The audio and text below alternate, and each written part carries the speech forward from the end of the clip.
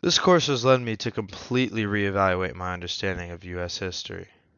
Where previously I had believed it to be a continuous fight to secure certain freedoms for the populace and ensure the security of life, liberty, and property. I now understand U.S. history as a story of an ever growing power that has expanded its reach into the lives of its citizens in other parts of the world in a mission to enact societal change both locally and globally.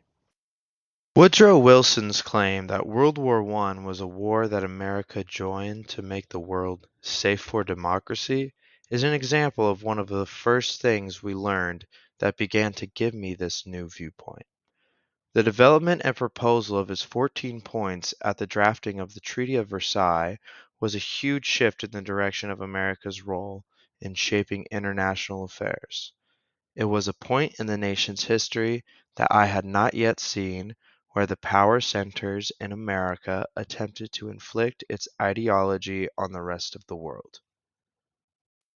I was also shocked to learn that this attempt to push ideology through governance was not only attempted abroad, but within the nation's borders, seeming to begin in the Progressive Era. One of the events of this era, which I was previously unaware of, was the enforcement of prohibition through means of the 18th Amendment to the U.S. Constitution. This was very interesting to me because every other amendment to the Constitution that had been covered up until this point was created to affect how the government functioned, like who is represented, what limits are placed on government, voting procedures, etc. This was the First Amendment that made something a citizen does illegal, once again using the power of government to force ideological rules upon others, making me question what other laws since this era have also been passed with the intent of forcing ideology upon me and my fellow American citizens. Another instance where I was astonished to learn of America's attempt to enact societal change abroad was its role in implementing democratic coups around the world during the Cold War era, particularly in Guatemala.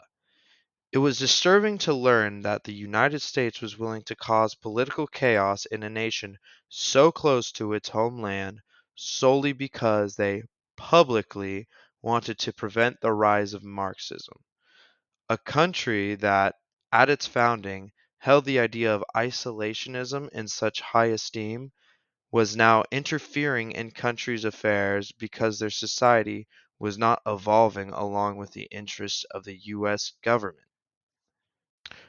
One of the more modern events that we covered in this class that really changed my opinion on U.S. history was the implementation of the forced busing programs in the 1960s and 1970s.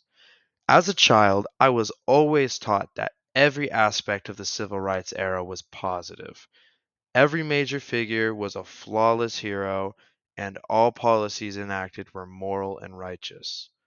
However, learning how people of color were forced onto buses and put into schools that neither them nor their parents wanted them to attend, all in the name of integration, led to greater animosity and even violence between races, forced me to re examine this era in history.